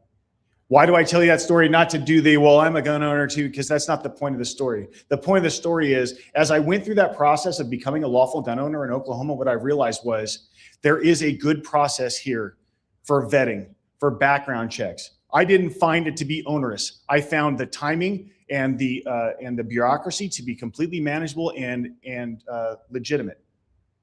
And I walked in the door as a lawful citizen, hoping to own a firearm, and I walked out the door with that firearm in my hands, and now it's safely stored in my house where there are no kids. Just last week or the week before, the government overturned the shipping firearms via mail. That is going to increase the number of gun deaths in our country. Large magazines bans and assault weapons bans historically have been correlated with decreases in violence. So I don't know what the right answer is, but I can read history. And I know that in the places where we've had the courage to stand up and say, maybe for the sake of our children and the sake of our community, we can make rational choices that balance our rights under the Second Amendment and the lives of our children. I don't think that's a crazy argument to have. I think what is crazy is to shy away from the argument by saying it's too toxic. I'm afraid to say this because I'm going to get the mail. I'm already getting that mail. And I know there may be people in this room, and based on the tepid applause, maybe there are people in this room who hate the idea of considering a gun ban. But I would encourage you, well, I wouldn't encourage you. I'll wrap up with this. I wish every person in America who wants to fight so hard to make sure that there's zero or almost no limitations on firearms would see what a high velocity rifle round does to a child's body. Once you've seen a photograph of that, once you've seen the agony in a child's parents when they see that, you will never forget it, and you'll probably change your mind at least a little bit.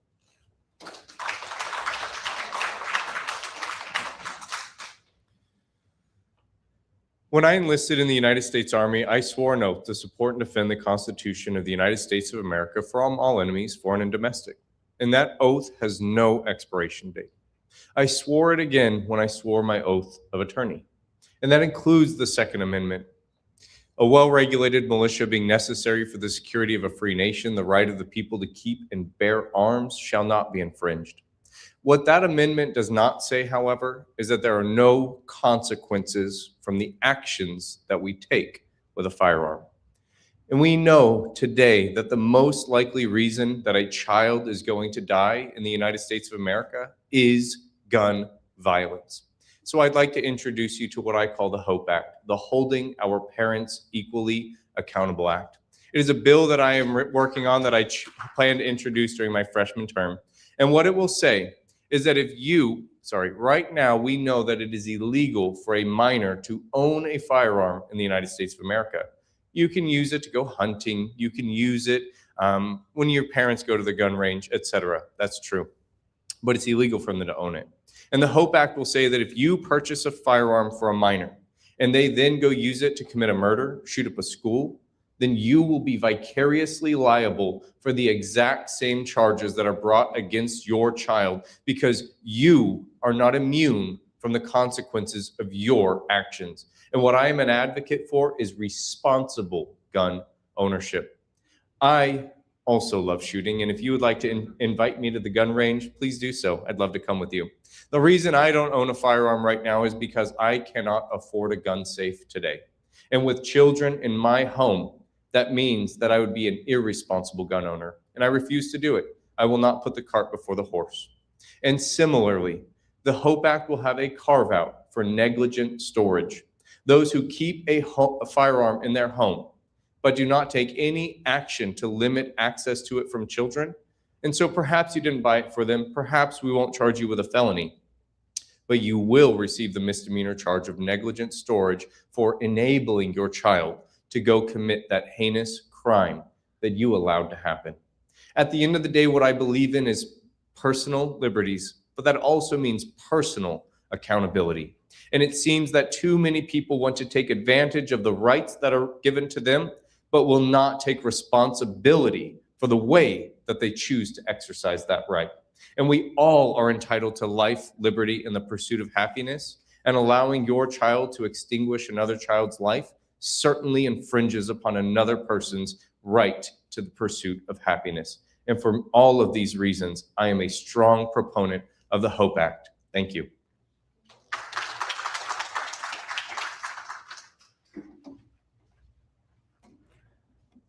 Okay.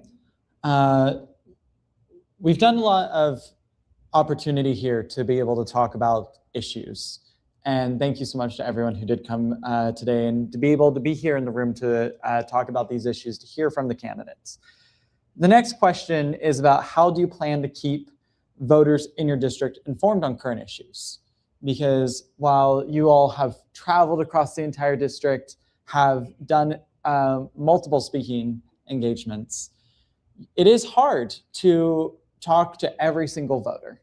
It is hard to keep a lot of Americans abridged with what is happening in the government, especially because, one, there's so misinformation out there, and two, also, to be quite frank, it is sometimes really depressing trying to keep up with what is going on in our government.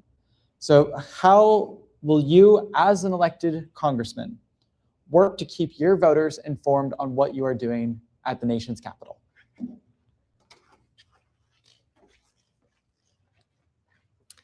I'd first like to say what I will not do. In August, actually in July of last year, I'm jumbling this all up. Every single August, the House of Representatives for the United States has District Work Month, and they're sent home for 4 weeks, and they're supposed to be holding town halls and getting into the district and hearing from constituents and sharing all the updates. And as a result of the Epstein files, if you will remember, they adjourned 2 weeks early and were given 6 weeks for district work. Tom Cole hosted a total of 0 town halls during his 6 weeks of district work time. And that is one thing that I pledge to do differently. I will host, the best I think I can do right now is at least a quarterly town hall, because I cannot know when session will be this far in advance and when I will have the time to do that. But what I can say is that I am one of the people who also gets frustrated with the elected officials that I'm forced to vote on without knowing anything about them, who is represented by people who do not care what I think, want, desire, or believe would make this state or this country a better place. And I promise to use that same frustration to remember why I'm here in the first place, to be accountable to you. I'd also like to read you my phone number here in just a moment. It's my cell phone, and I would love for you to be able to call me or text me anytime that you would like to let me know what I can do to better represent you. 405-407-6975. I'll read that again in just a moment, because I believe that it is crucial that someone who is asking for your vote be available to answer your questions, because otherwise, who would I be running to represent?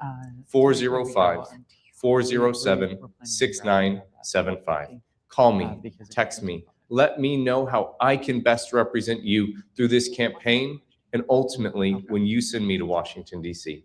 Thank you.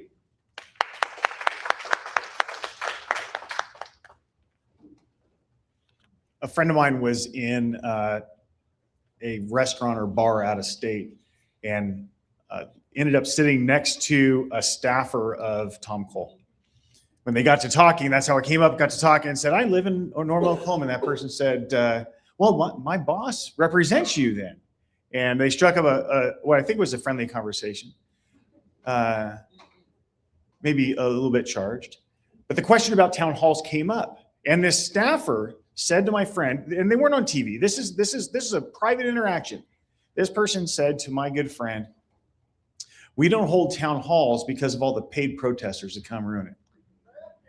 They believe they have drunk the Kool-Aid that anybody who disagrees with them must be paid by somebody else to disagree with them.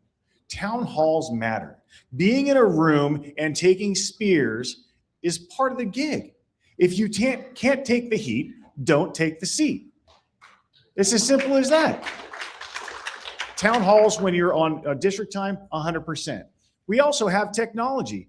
It's, every week or so, Representative Cole goes online, sits from his office and tells us the stuff he's done. It's basically his gaslight theater, I call it. He tells us what a great job he's doing, and he disappears back into the ether. I think the content is terrible, but the idea is right.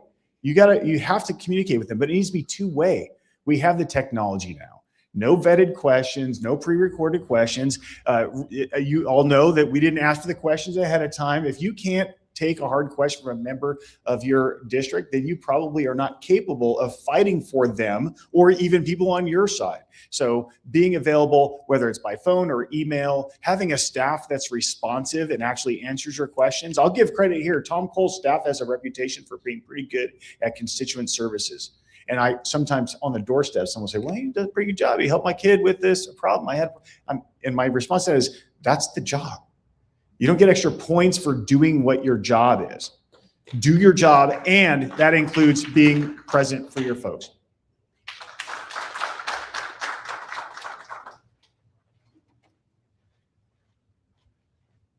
Okay, we have one more question.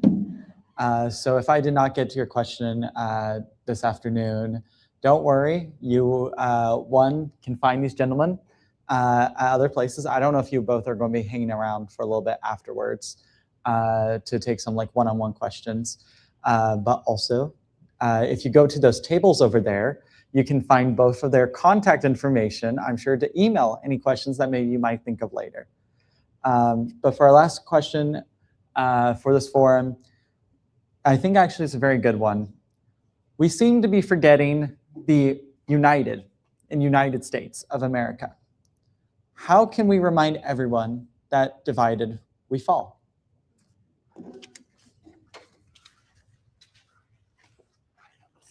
That is a phenomenal question, and I agree with the premise entirely. We are an extremely divided country, and the social media that I was kind of cheering for a minute ago is part of the problem. We have a main line of disinformation, misinformation, and divisive news and messaging going to all of us that's driving us apart. How do we recover from that? Well, we can't under our current system, we're not shutting down media sources. There are people who are going to focus on the area, the echo chamber that satisfies their preconceived notions about the world. What it requires is actual human engagement. In fact, I was just having this conversation. I was getting gas at Costco today. I wince because gas prices are up. But the guy that was standing there, running the show, the safety rep that was there to help me, he and I struck up a conversation. And he said, how you doing? And I said, I can't complain. And then I started to say, well, gas prices. And he said, but then we'll just be in a bad mood. And I said, that's right.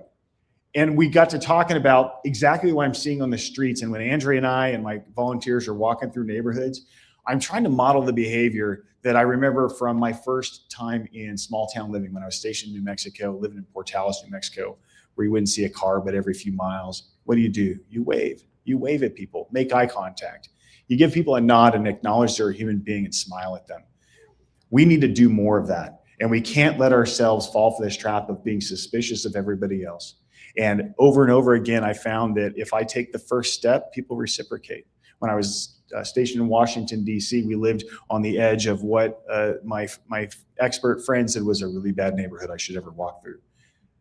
Andrew and I walk through it all the time. And it turns out those scary people are great if you just look them in the eye and say good morning to them as you walk by, and you find out these are humans. We need to model that behavior that we expect. In fact, just what we tell our kids when we send them to school: be nice, play nice with others. We need to play nice with others. And for how do we show them the danger of divided we fall? I think all we have to do is point now to what's going on in our streets. And we see American citizens turning against one another. And I've said this over and over again on the campaign trail. I'll end with this. No matter what the messaging that comes from those who wish to divide us, nobody in the world is going to convince me that my neighbor is my enemy. I am charged to love my neighbor, even if I disagree with them.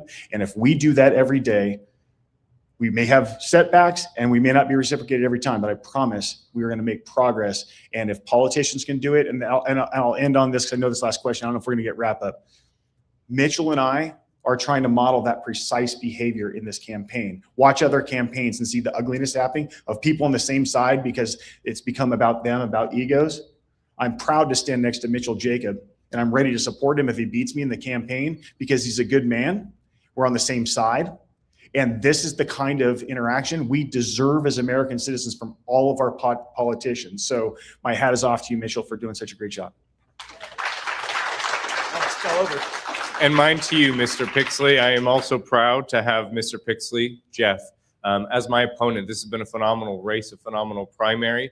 I know who I'm voting for on June 16th, but I hope that you leave here conflicted today, because that will mean that we have done our jobs. We have risen above what we're seeing in this country right now. We have come here to make ourselves vulnerable politically and as people in front of you. And that is what I hope that we have done today.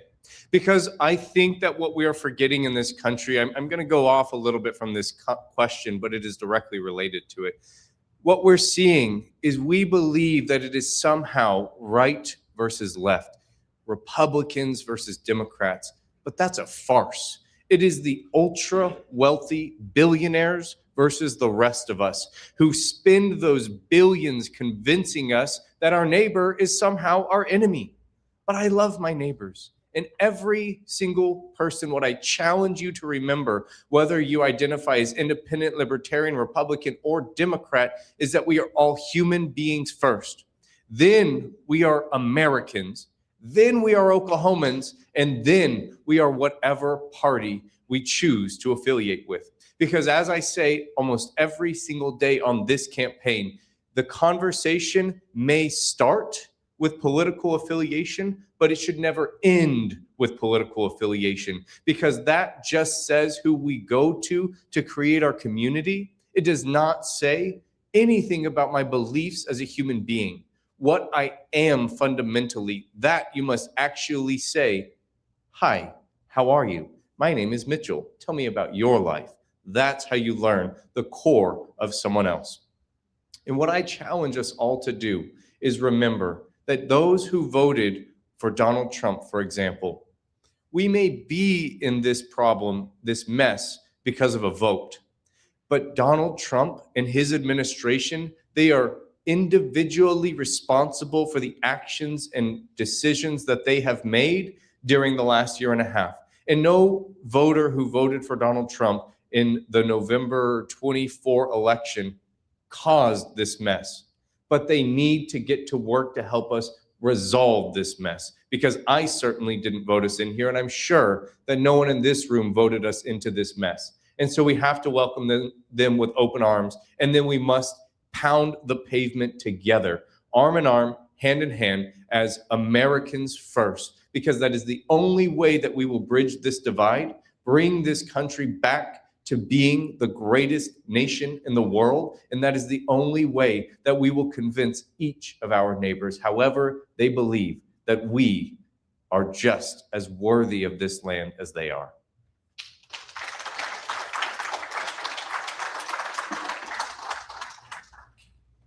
Thank you both so much, and for everyone who joined us today. I am going to before everyone leaves, listen, you're going to find me at A&E's Bar and Grill after this, so I know folks are ready to leave, but I am going to recognize the candidates for closing remarks to talk about their vision, their campaign, where to find them, who they are.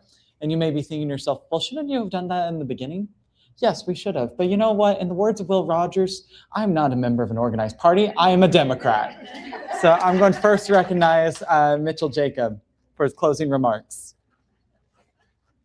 Well, once again, thank you each for being here. Thank you to the Grady County Democratic Party for hosting this. It is an honor to be here in Chickasha today and to speak to each and every one of you. We only have 24 days until the June 16th primary, if you can believe it. That means we only have 3 weekends left, or 4 Sundays. To that end, I have at campaign headquarters at 300 West Gray in Norman, Oklahoma. We do phone banking at 2 p.m. every single Sunday. At 10 a.m. Every Saturday going forward, we are canvassing. They meet at the headquarters, but we'll be knocking doors in Lawton next weekend. We'll be knocking doors in Ada. I don't have a calendar in front of me, but you can come check. I encourage you to come join me, pound that pavement with me, and let's meet more Democrats across this district, because we've got a lot of work to do. Again, my name is Mitchell Jacob. I'm a 4th-generation Okie. I am one of 9 children. I have come to this place here before you in spite of and despite the background that I was raised in. You heard that I'm a college dropout who has also earned 4 college degrees. But what you didn't hear is that I started my career like so many others as a busboy, as a dishwasher. I did concessions at the Cinemark Theater at 71st and Memorial in Tulsa, Oklahoma. And I kept going from there. And I've had the privilege and the pleasure of working as a mortgage broker back in 2012, HARP 2.0, helping people out of underwater mortgages. Turns out I hate sales, and it was purely commission based. So I transitioned into banking, self-studied on my own, and became a stockbroker. And I had the pleasure of being licensed as a stockbroker for 8 years. And in 2016, I realized that I was getting old by the Army standards. And if I were ever going to make good on my promise to serve my country, then I would have to do that soon. So I quit my job. I enlisted as a private in the Army. I was assigned as a 35 Papa, which is a cryptologic linguist, and I was taught modern standard Arabic at the Presidio of Monterey, California. And I had the honor, truly, of being assigned to 5th Special Forces Group Airborne out of Fort Campbell, Kentucky, and going on them on a deployment to southern Syria. Today, my wife and I, we have 5 kids. They're all boys, my friends. I still don't know how that happened. And I went to public schools, and so did they. And that's why I'm such a proponent of public schools. That's why I believe that public dollars belong to public institutions, and why I believe that we should not be giving any of your tax dollars to any voucher program for any private school anywhere in the United States of America. Thank you again for being here.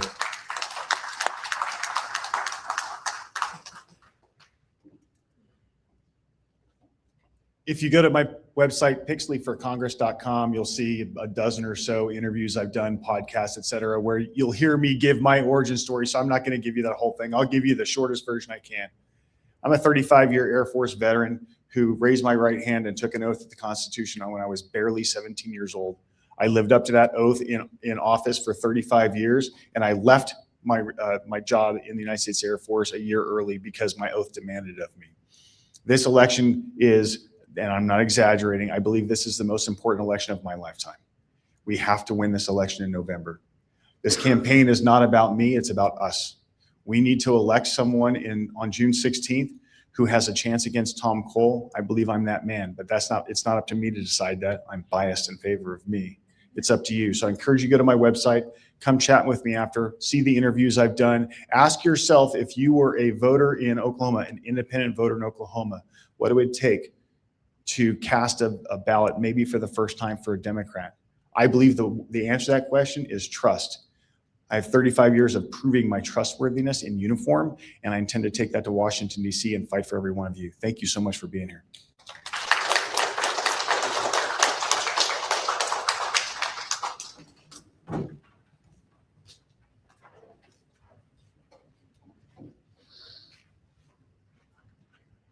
don't need to repeat. Thank you so much for being here today. With that, everyone is free to go. Please talk to the candidates if you need anything. Go to the merch tables if you need anything, and then let us know. I will also be hanging around if anyone wants to talk to me about anything.